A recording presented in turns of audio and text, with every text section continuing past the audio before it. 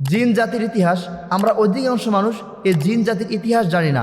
আপনি জানলে অবাক হবেন যে আল্লাহ সুবহানাহু ওয়া তাআলা তাদেরকে কীভাবে সৃষ্টি করেছেন এবং কেন তাদের আজকে এই অবস্থা।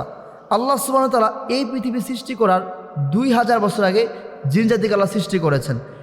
এই জিনেরা আল্লাহ সৃষ্টি করেছেন, তারা দুনিয়াতে এসে আল্লাহর ইবাদত করবে, হুকুম হাকামগুলো মানবে, আল্লাহকে তারা রুকু সিজদা করবে, আল্লাহর বিধানগুলোকে তারা পালন করবে।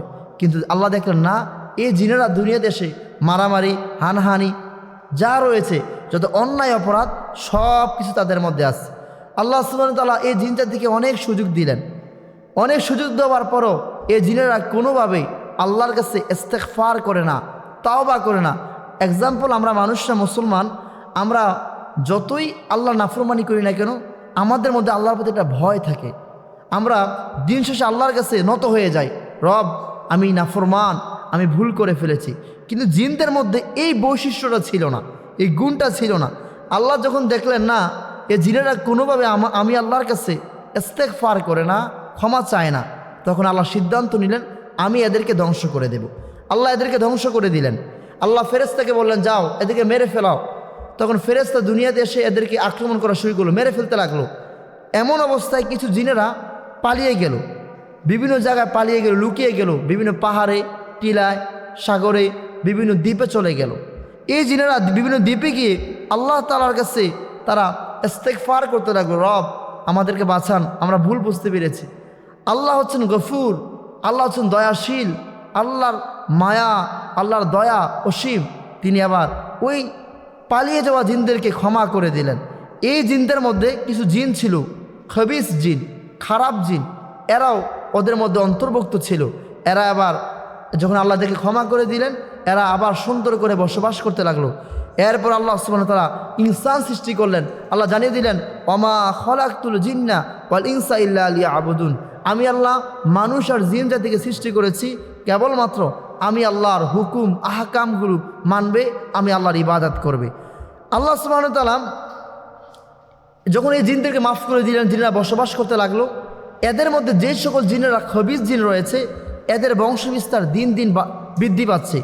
এই খবিস জিনদের বংশধর, এই খবিস জিনদের পরিবারগুলো, এই খবিস জিনরাই মানুষদেরকে বিভিন্নভাবে আক্রমণ করে। আর না হয় বাকি যে সকল জিনেরা রয়েছে, ভদ্র জিন, দিনদার জিন, মুমিন জিন, তারা কখনো কোনো কারণে অন্যায় ছাড়া মানুষকে আক্রমণ করে না। তারা আমাদের মধ্যে ব্যবসা বাণিজ্য, চাকরি, তারা আমাদের মধ্যে সংসার, ধর্ম, মসজিদ, মাদ্রাসা, সরকারি প্রতিষ্ঠান সব কিছু রয়েছে, তারা তাদের মধ্যে আছে।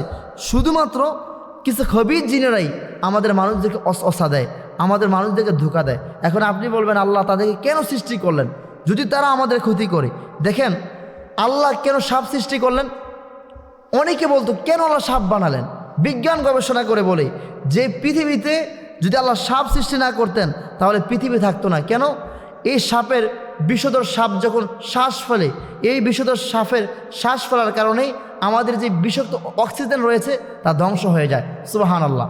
সুতরাং আল্লাহর কোনো সৃষ্টি, আল্লাহর কোনো মাখলুকাত আল্লাহ এমনি এমনি বানান নাই, সব কল্যাণকর।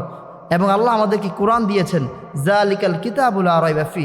এই কালামুল্লাহ এমন একটি কালামুল্লাহ, এই কালামুল্লাহকে যদি আপনি অধ্যয়ন করেন, এই কালামুল্লাহকে যদি আপনি আমল করেন সঠিকভাবে, এই কালামুল্লাহ আপনাকে জিন যা কিছু রয়েছে সব কিছু থেকে আপনাকে হেফাজত করবে। সুতরাং আমাদেরকে এই জিন জাতির ইতিহাস জানতে হবে এবং তাদের থেকে বাঁচার জন্য কোরআন ছাড়া বিকল্প আর কোনো রাস্তা নেই। আমাদেরকে কোরআন আমাদেরকে পড়তেই হবে এবং কোরআনের এমন কিছু আয়াত রয়েছে, এমন কিছু বিশেষ কিছু আমল রয়েছে, এগুলো যদি আপনি করেন ওরা আপনাকে দেখে পালিয়ে যাবে ইনশাআল্লাহ। তাহলে আজ থেকে আমরা কোরআন পড়ব এবং কোরআন আমল করব ইনশাআল্লাহ।